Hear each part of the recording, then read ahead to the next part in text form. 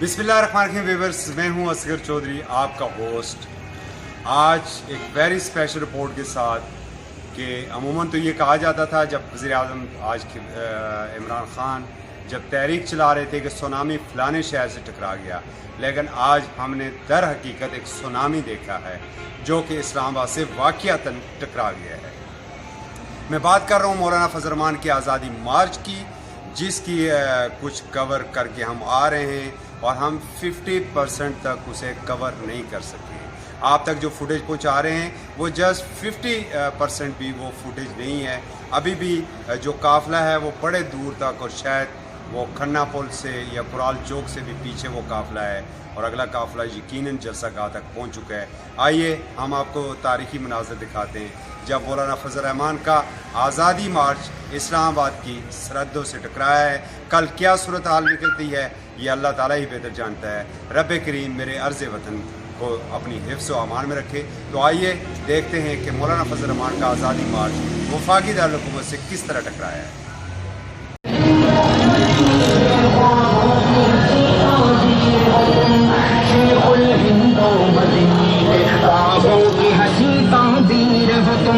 आज तुम्हारे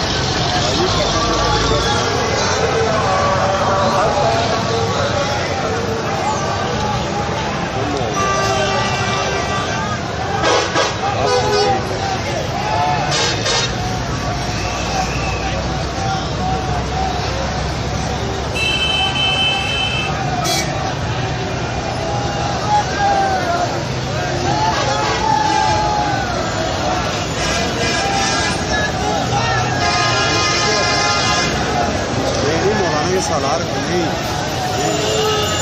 और भी चाहिए।